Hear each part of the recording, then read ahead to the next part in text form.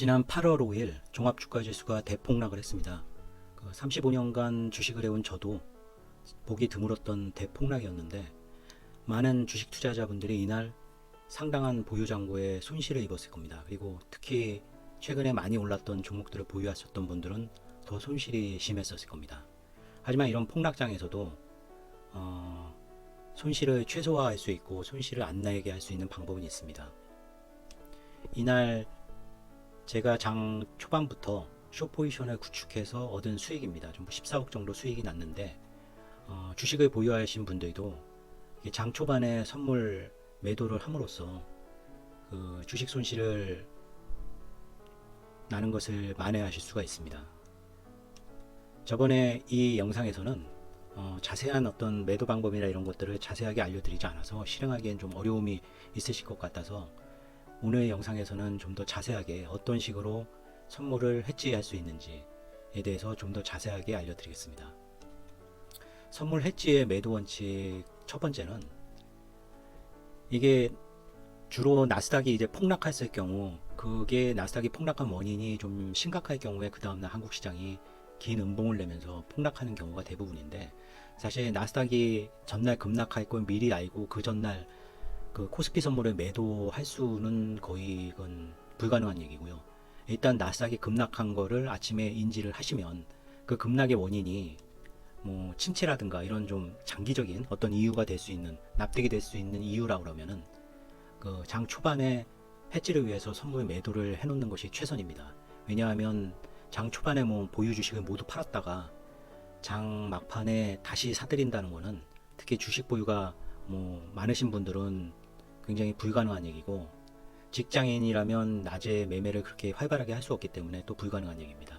그렇다고 그냥 팔지 않을 거라고 그냥 놔두면은 이번 같은 폭락에서야 그 일주일 이후에 어느 정도 복구가 됐지만은 급락 이후로 계속 지속적으로 하락하는 경우가 서브프라임 때나 닷컴 버블 때는 계속 반복이 됐습니다.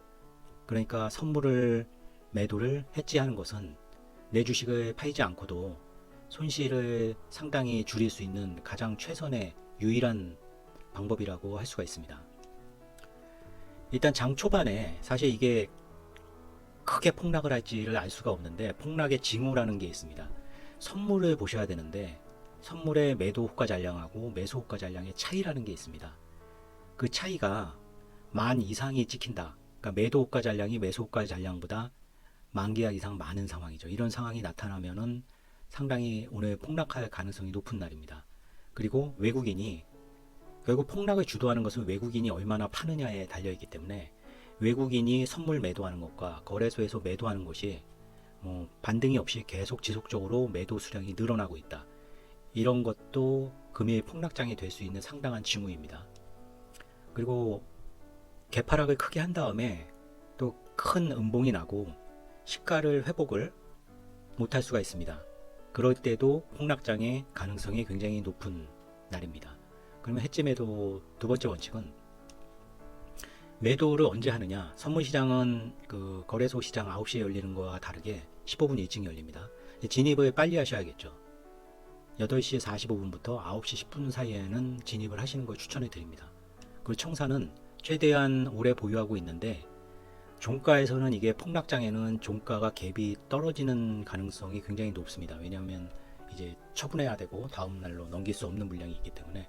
그래서 청사는 15시 30분, 거래소가 이제 끝난 시간이죠. 15시 35분까지는 선물시장이 열리고 15시 45분에 이제 선물시장 종가 동시호가로 끝이 납니다. 15시 30분에서 15시 35분 사이에 선물 매도를 모두 청산하시는 것을 추천드립니다. 그리고 워낙 개파락이 되고 크게 빠진 상태에서 뭐 그냥 쭉 빠지는 경우도 있겠지만, 대부분의 경우는 장 초반에 되돌림이 발생됩니다. 되돌림이 굉장히 크게 발생하는 경우도 있는데, 장 초반에 이게 반등이죠. 크게 하락한 후에 반등이 된다고 오늘은 폭락장이 아닐 것이다 라고 쉽게 생각하시면 안 되고, 이게 호가 잔량이 만 계약 이하로 한 번이라도 내려간 적이 있는지, 그리고 외국인 선물과 외국인 거래소가 지속적으로 물량을 늘려가고 있는지 판단하시면은, 오히려 되돌림의 끝에 조금이라도 높은 가격에 매도를 진입하시거나, 아니면 최소한 매도를 이미 진입했다면 되돌림에 놀라서 시가도 회복을 못했는데 청산을 하시면 안 됩니다. 혹시라도 청산을 했으면 다시 그 조금 하락을 했을 때 다시 숏에 들어가셔야 되고요. 이 얘기는 8월 5일 날 선물 차트를 한번 한 30분 정도 쭉 보시면은 어떤 식으로 대응을 해야 될 것 같다라는 그 감이 잡히실 겁니다. 그러니까 8월 5일 날 차트를 여러 번 보시고요. 말씀드린 대로 선물의 단기 되돌림이 반드시 발생이 되니까요. 되돌림이 발생된다고 오늘은 폭락장이 아니고 다시 올라가나 보다 이렇게 생각하시면 안 되고, 이것은 당연히 있는 되돌림이다 생각하시고 선물의 단기 시세에 따라서 뭐 샀다 팔았다 뭐 이런 식의 거래를 하는 게 아니니까요. 매도를 해지를 위해서 선물을 매도하는 겁니다. 그래서 선물의 단기 시세에 따라서 거래를 하시는 것은 금물입니다. 그리고 물량을 너무 많이 그 매도를 하시거나 아니면 너무 적게 보유하시지 말고, 주식 손실, 내가 그 날 수 있는 주식 손실에 해지만큼만 보유하시면 됩니다. 그러면 그 주식이 이제 폭락장에서는 지속적으로 손실이 늘어나겠죠. 그 손실을 따라갈 수 있을 만큼 선물 매도를 하시는 것을 추천드립니다.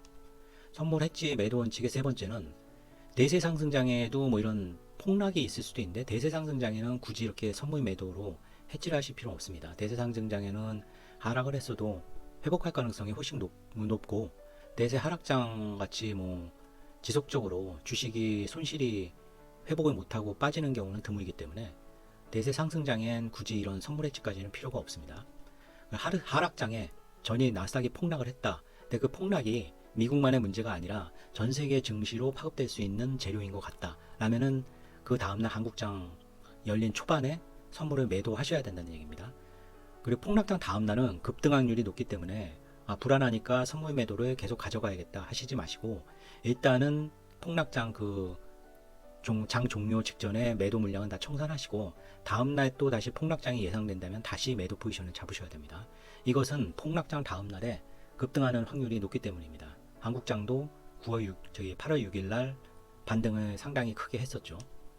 당일 종료 전에 모두 청산하셔야 되고, 선물을 하시다 보면 주식이 아니고 선물 매매에 매달리시는 그런 우를 범하실 수 있는데, 이건 나는 해지 목적이라는 거 잊지 마셔야 됩니다. 주식이 오히려 반등을 하면 주식은 이제 손실을 멈추고 조금씩 오히려 플러스가 날 테고, 선물을 매도하는 것은 오히려 손실이 날 수가 있지만은 해지 목적에는 그게 당연한 일입니다. 그러니까 해지 목적으로 내가 선물을 매도했다는 것을 잊지 마셔야 됩니다. 보통 선물 한 계약이 1포인트 움직이면 25만원 정도 손익이 발생이 되고요. 8월 2일의 예를 들면 종합주가 지수가 101.49포인트 하락했고 선물의 지수는 15.85포인트 하락했습니다. 선물의 지수를 단순하게 이날만으로 보면은 종합주가 지수의 0.15를 곱하면은 선물의 지수 정도가 나옵니다. 그래서 예를 들면 자기 잔고에 주식 손실이 1000만원 발생된 상태다. 이러면은 선물로는 15.85포인트니까 25만원 정도, 25만원을 곱하면은 396만원이 나오죠. 지금 수학적인 얘기라 좀 복잡할 것 같지만 실제로 주식 손실이 이렇게 늘어나는 만큼 커버할 수 있게 선물을 잡으시면 된다는 얘기입니다. 이 경우에는 선물 3계약을 매도하면 내가 발생된 주식 손실을 모두 해지하고 오히려 수익이 발생될 수도 있습니다.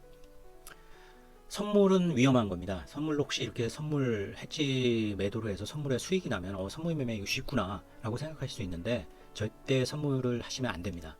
선물은 단지 해지 목적으로만 매매를 하셔야 되고, 주식과 상관없이 그냥 선물만 네이키드로 사고 팔고 하는 것을 투기 거래라고 하는데, 선물을 매매 안 해보신 분들은 선물 투기 거래는 절대로 하시면 안 됩니다. 선물 투기 거래를 하시려면 최소한 한 달간의 모의 매매 기간을 거치셔야 됩니다. 선물의 수익 확률은 5% 미만입니다. 100명이 선물에 뛰어들 경우 약 한 달이나 1년 정도 선물을 매매를 하게 되면 95% 이상은 모든 자금을 잃고 시장에서 떠난다는 의미입니다. 그만큼 선물은 굉장히 위험한 상품입니다. 선물은 전혀 주식과 전혀 다르다. 혹시라도 이 해지 거래로 선물에서 수익이 발생되면 선물이 되게 내가 해볼 만한 거다라고 가벼운 마음으로 생각하시질 말기 바랍니다. 저는 대세 상승장에서는 주식을 매수 후에 장기 보유를 하고, 대세 하락장에서는 모든 주식을 매도하고 매수를 하지 않습니다. 근데 대세 하락장에서 오히려 크게 반등하는 경우나 아니면 크게 하락하는 경우, 대세 하락장의 변동성이 높기 때문에 당일에 어떤 추세가 크게 발생이 되기 때문에 선물을 매매하기에는 대세 하락장이 훨씬 좋습니다. 숏으로도 먹을 수 있고, 이제 반등할 때는 또 크게 반등하기 때문에 롱으로도 먹을 수가 있죠. 그래서 반등이 기대될 때는 주식을 샀다가 또 다시 하락할 것 같으면 주식을 팔았다가 이렇게 하는 건 너무 번거롭기 때문에 주로 코스피 선물을 단기 매매하고 있습니다. 그리고 나스닥 선물은 주로 지표가 발생되는 날, 지표가 어느 쪽으로 방향으로 상인지 위쪽인지 아래쪽인지를 미리 좀 분석을 많이 해서 그 방향으로 가는 경향이 높기 때문에 지표일에 주로 나스닥 선물을 매매하고요.